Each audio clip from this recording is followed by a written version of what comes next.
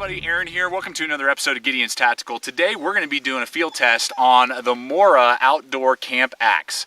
That's what we have here today to take a look at. I've had a chance to really use and abuse this thing, beat on it, thrash on it. There's a lot of pros, there's a few cons, and I just want to show you what Mora is producing. You know, we know Mora from all their bushcraft knives and other types of knives like that, like the Companion Heavy Duty and the Bushcraft Black, but they have recently come out with a small camp axe that has a lot of things going for it. So let's go ahead. I'll give you some of the basic specs of the materials and design on this little axe, and then we'll begin to thrash on it, use it and abuse it, and I'll tell you at the end of the video whether or not the Mora outdoor camp axe is really worth a purchase, or if there might be some better options out there. You'll have to stick around and see the end of the video for me to tell you. So let's get out there, give you some of the basic specs on this little camp axe.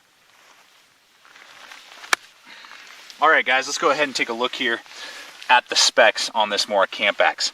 It is 12.5 inches from top to bottom, and it weighs in at 18 ounces, which is really ideal for a light camp axe, and ideal both not only in size but in weight for a backpacker's axe. So if you're one of those type of people who really like to get out in the bush and you know, go backpacking go maybe 10, 20 miles, and you've got to carry all your gear with you, you're not driving up to a campsite, this is really a great size and weight package of what they're giving you. It is designed in Sweden and made in Sweden. It has a head here that's made out of boron, B-O-R-O-N, boron steel. Now, I've done some research on that, never really seen that type of steel before, and it's basically a hardened steel that they use in car frames and pieces of basically cars and things like that. So it's supposed to be a really tough steel. I believe the Rockwell on this is 52 to 54, so really tough, durable. It has a modified Scandi grind in that this is not the edge. There is a secondary bevel, so it will have some more strength on the edge than say some other hatchets and axes out there, say like a Fiskars or a Gerber or what else would it be, like a Schrade. So that's really ideal, and that's really nice that it kind of gives you that secondary bevel, so it's maybe not as razor sharp as some of those others, but it will take more brunt and more abuse as you're chopping. The cutting edge right here is 3.5 inches, and then the head itself is 4.5 inches. Has a little bit of a pommel back here. We'll talk about that and show you some stuff in a minute. And then the handle itself is made out of a polymer plastic material, glass reinforced nylon type of material, and the head itself goes down about an inch into the head. So that's really the overall design. Then it comes with just a very simple leather sheath that slips on, has a little snap, slips on right there. Hold on, Tommy. Tommy's getting a little anxious. There we go. Nice. It's not going to fall off. No attachments, though. You're going to have to come up with some way to carry this thing, either sliding it through your belt, carrying it with the lanyard hole, or something like that. But there's the overall design. Let's get out there and start using this thing.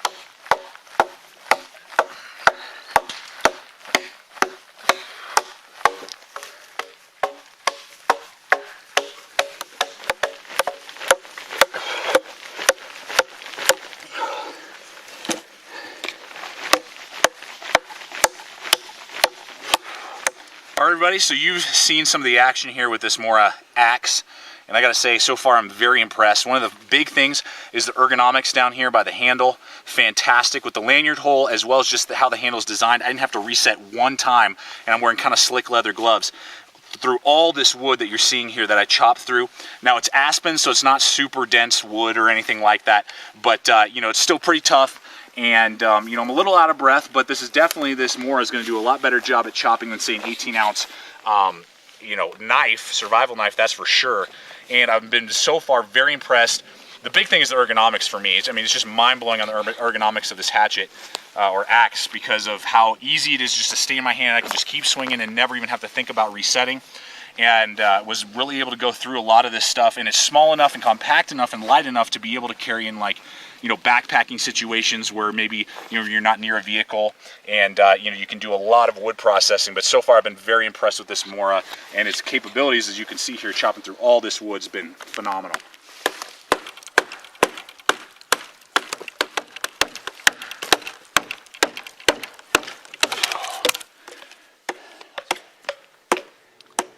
So one thing I wanted to note is the carving capability with this Mora camp axe. I was actually really impressed with its feather stick making capabilities because it's not quite as sharp as, say, my Fiskars X7, which is very similar in size and weight to this Mora. I was actually surprised I was able to do feather sticks definitely better than a lot of my large wilderness blades, just because of the edge geometry. Was really well designed. The handle and head have very good ergonomics as well, so I can get a really good grip on it and doing it for an extended period of time and really do some great push cuts and get some really nice fine shavings done if I needed to for a fire. If I had lost my knife or broke it or something like that, my Mora camp axe could not only process the wood to get for the fire, but also make the fine shavings to get the tinder going for the fire as well. So this Mora camp axe can absolutely do feather stick making, and oftentimes better than some large wilderness blades that we've reviewed here on the channel. Okay, two things I briefly want to touch on here. First off is the rear pommel.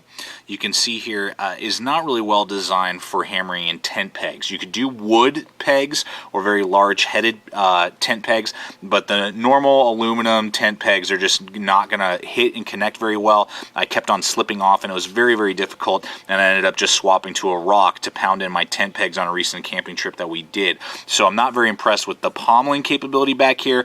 And the other thing to note as well, you can see here that this black coating that they put on here is coming off almost immediately. It's almost completely come off the rear. It's starting to chip in a couple areas right here. And it's not like a spray-on coating like you would get on most knives. This literally feels almost like a paint is really the only way that I could describe it. You can easily chip and peel off pieces, so it's almost like a paint. So it's going to come off real fast. I'm not seeing a lot of rusting. I'm not in a super high humidity environment, but I'm not seeing any sort of rusting like I would see on some of my other high carbon heads of some of my other hatchets out there. So the coating is kind of a joke, and the rear pommel is kind of a joke. The plus side, though, I believe with a file you could easily get a nice 90-degree spine back here. It doesn't come like it out of the factory, but then you could get a great fire striker with this back head right here with very simple, just a file and getting an aggressive 90-degree angle. And then you'd have an awesome secondary option to throw sparks with a fire steel with your Mora camp axe. But two things I just wanted to kind of note there: not a very good pommeler, and the coating is kind of a joke.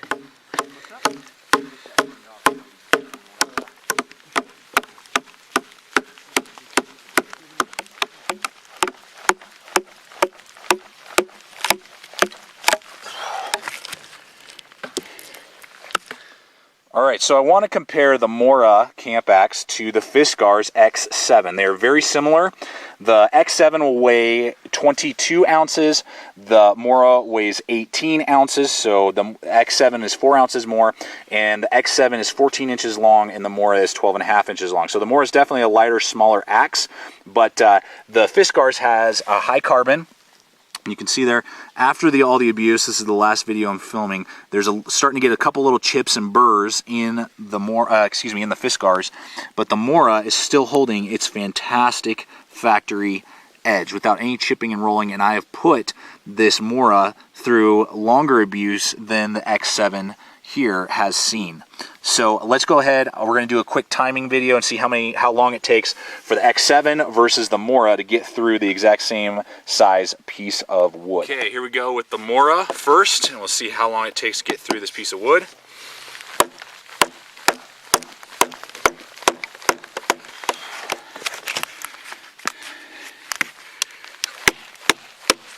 There we go. 38 seconds. That took us 38 seconds with the Mora. Now let's try the Fiskars. Okay, so here we go with the Fiskars on the exact same piece of wood. Let's see how long it takes.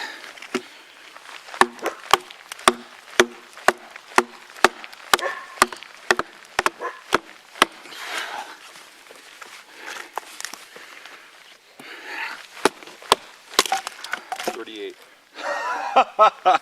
38 seconds, exactly the same with the Fiskars. All right, guys, so there you go. You have it. Almost the exact same time, within half a second of each other. They can absolutely chop. After talking, and all three of us, myself, Brian, and Nate, using these two for this latest camping trip that we're doing.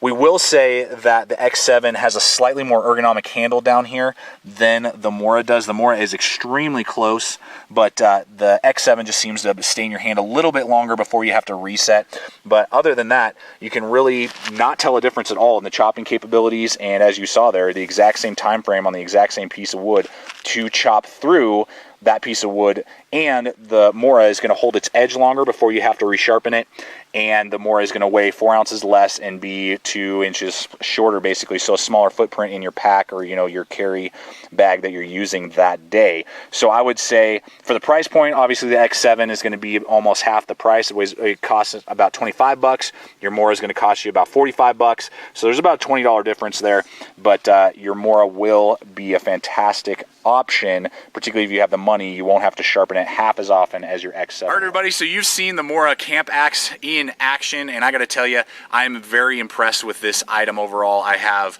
only one complaint really, and that's with the sheath design that we've kind of talked about a little bit, that it's very difficult for you to really carry it in any sort of fashion. It does the job of keeping the edge safe, you know, from damaging yourself or someone, or, you know, gear or something like that, or someone else, well, when it's on, but it's just no carry option. So you are going to probably have to upgrade to either a form of Kydex or a leather sheath if this is your go-to, you know, outdoor axe. But other than that, guys, I love this thing, and this is absolutely going in the Hall of Champions because it just does everything for me. It has great ergonomics. I love the ergonomics on this item. It can hold its own against the Fiskars X7, which is heavier and longer. The X7's 4 ounces heavier and it's 2 inches longer, and this can absolutely hold its own and chop just about the same amount at the same speed as the X7.